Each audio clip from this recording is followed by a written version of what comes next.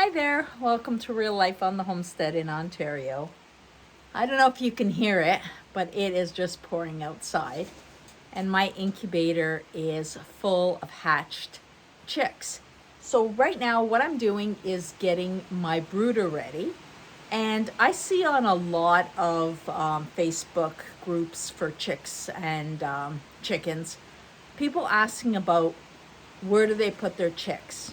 And the reason is you hear about it all the time. If you put them on shavings, the chicks eat the shavings and they can die. If you put them on newspaper, they poop on the newspaper and then their legs split apart. They slip and slide and they can actually get like splayed leg, which is they've done the splits and their hips are the joint and they can't get them back together. So I'm going to share with you what I've done and what I've had success with, and maybe it'll help you when you set up your brooder. Now, of course, you're going to get that red light because I've got my heating lamp on, and I hope I can show you everything from a distance. But what I've done is I do put down shavings. Not seeing if you can see that. I do put down shavings and just pine shavings. And then what I do is I put paper towel over them, and I do them in long lengths. I find the paper towel is great because they don't slip and slide on their poop. But it also, the shavings underneath and the paper towel absorb a lot of the moisture, and it helps keep them warm. Now what I've got here, if you can see, is a thermostat, and I've got it right under the heat lamp. Right now it's reading 92 degrees. I'm trying to adjust it for the heat lamp so that I know that the temperature is correct. Chicks have hatched at 99 degrees. Now for the first week they should be at 95. So what I want is this center area to be about 95 degrees. Now chicks are smart. If they're cool, they'll all huddle together right here and warm up. And if they're getting too hot, they just spread out and do their own thing to cool off. But I want this center to be at least 95, and I don't think it's going to be there. So what I'm going to do is I'm going to lower my lamp so that it is closer. And this takes a little bit of adjusting. It's a lot of trial and error to get the right height. I do the first part very low, and then I use, let me grab it to show you. I just use an S hook to, as it gets warmer, I keep raising it. I don't think you can see it, but I keep raising it, and that way it cools off. Now, I'm just gonna stop doing what I was doing there. So right now for the first week, I want it at 95 degrees. Every week moving forward, you're going to reduce it by 5 degrees. So week 1, 95 degrees. Week 2, raise it up a bit more, 90 degrees. Week 3, 85, and so forth. When it's warm outside, at about 3 to 4 weeks, I can put them out. Oh, can you hear that rain out there? It is just something special. And then I'm gonna move over here.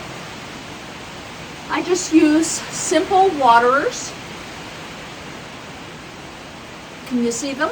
Just simple water. I put some electrolytes in it for the first week, just to make sure that they hydrate well. And I just use mason jars. And the reason I use mason jars rather than those plastic containers you can get for them is I put those mason jars in the dishwasher to disinfect them, and I change them every day. I want this to be a super clean environment. I do not use medicated feed, so because I'm not using any medicated feed to protect them, I want to make sure that this is immaculately clean. Oh, do you hear that going off? That is telling me that it is too hot here. So I'm going to be raising this. I've got it set on an alarm to let me know. So I'm gonna raise that up a bit, make sure everything's safe.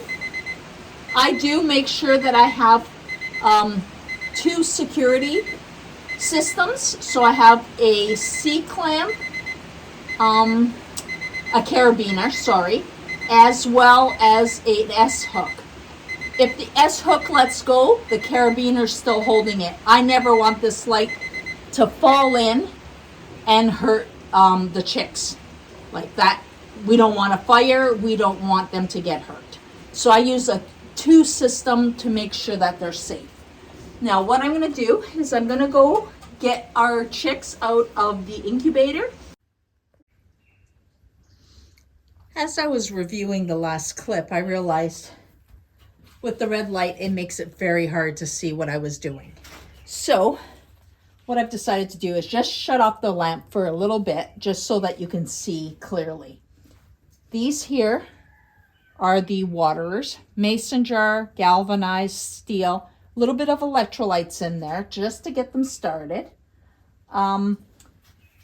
These I didn't explain to you. I use egg cartons with their feet on top. The reason I do this is I want them to learn to forage. So I don't want them to be eating out of a feeder. I want them to be pecking at the ground randomly. I just use these egg cartons and fill them up with feed.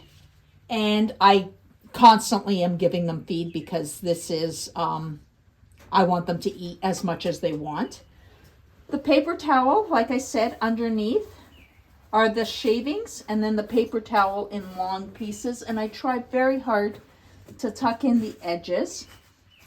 This is a lot better than using newspaper. And this here is a Rubbermaid animal water. I use this because I have tried cardboard. I've tried, the watermelon holders from the grocery store. I've used wooden Brooders, and I find that this is the easiest way to keep things immaculately clean. I use these. Once I'm done with this batch, I will wash this out with soap and water, disinfect it, let it dry, and I know that they are immaculately clean. I do not use medicated feeds, so I want to make sure that there is no bacteria that they can get sick with at all. So now I am going up to get, the rain's starting again. As soon as it stops pouring like crazy, I will go get the chicks and show you how I introduce them to the brooder. Now let's turn that heat back on because they need that. And I want to make sure the temperature is good before they go in. By the way, with my heat lamp, I do have it on a battery backup. So if the power goes out, it will draw from the battery until the generator kicks on. I've gone to the garage where the incubator is, and I've got my chicks. I'm just checking the temperature under the heat lamp, and it's 97 degrees, which is perfect because they could always move away from that area if they find it too warm. Now, don't call me crazy. Remember, everything I show you is what I do and what I found has worked for me. Not telling you to do it this way. But after years of experience, this is what I find works for me, and I'm just sharing it with you. These are my chicks. Why did I bring them down from the garage to the barn in a pail? 2 very simple reasons. The lid on here makes sure that they are draft free. And it's raining out there, so they don't get wet. What's inside the pail? Well, taking the lid off, I've got a towel, and I've wrapped them in there to keep them nice and warm. There we go. I don't want them to get a chill. So I'm going to put this down into the brooder, and 1 chick at a time. 1 chick at a time, I give them a drink of water because I want them to know where the water is. And it's an introduction. And that's all they need is 1 time, and they get it.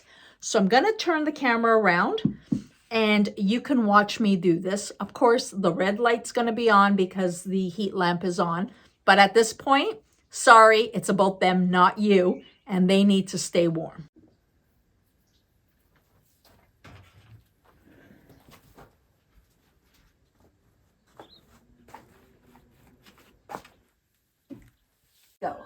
uncover them. And these are my little Briss chickens. Well, chicks right now. See? They're absolutely beautiful. Okay, they're gonna get a little drink. Just poke the drink in. And then I let them go. I'm gonna bring them over here so that it can see where to go. It's gonna be a little confused thinking, what's going on? Drink. Drink.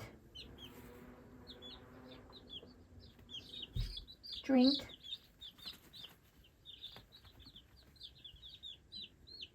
Drink. And I'm going to move along really quick because I want them to be able to find their heat source.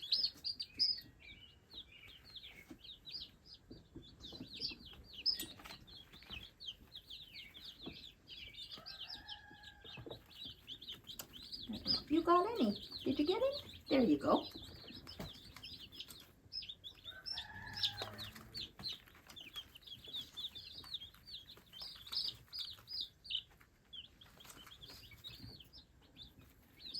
Now, look at this. They're already pecking at the food.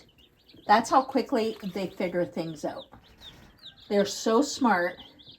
Animals survived before we intervened, so they know what to do.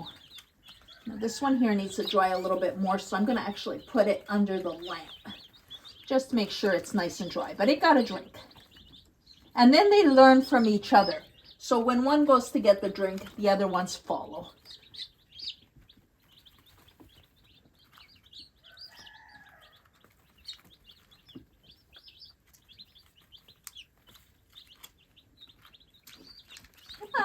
Come on, sweetheart.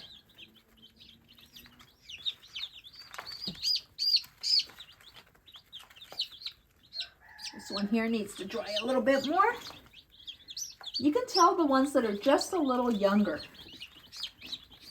They're a little bit more frazzled and wondering what's going on.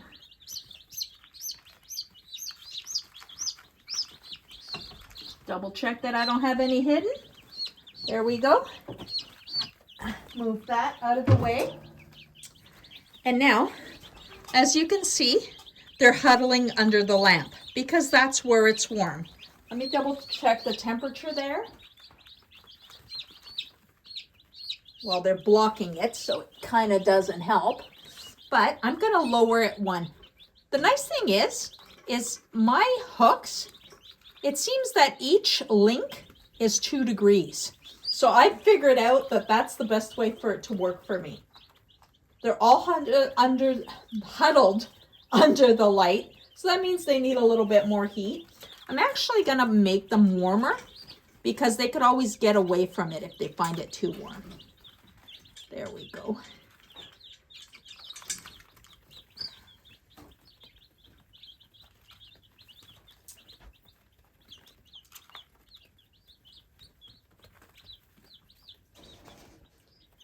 I don't want them to get a chill because it is really damp outside today.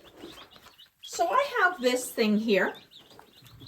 This is called a cozy coop. And I'm going to set it up on the side here like this. And what it does is they can touch it. They will not get burnt, but it'll give them some extra warmth. But I have to set it up because it has feet on it. So I'll be working on that in the next little bit because I noticed that they need a little bit more warmth. Even though the temperature is correct, they've changed. They went from the incubator that was like 99 and now they're gone to 95. So they're thinking, hey, I want it warmer. But this is how I get, oh, you're cold because you're all by yourself. There you go. When you hear them chirping like that, it means they're complaining about something. But this is how I do my chick hatch and brood. And I hope you've learned something from it. Keep following because there's lots of stuff happening in the spring. Oh, they look super comfortable. Put up the cozy coop. And that's not even warmed up yet, but it's starting to. It's just an extra source of heat for them. And you can see when they're happy and they're content, because look at this little guy. He's gone to sleep. No, he's not dead. He's gone to sleep. Let me show you. And now that I feel comfortable, I'm going to take the thermostat out of here because they don't need to strangle themselves on it. And happy times. Look at that. Another spring, another hatch. I'll be hatching quite a few of these because we use the braised chicken for eggs as well as meat.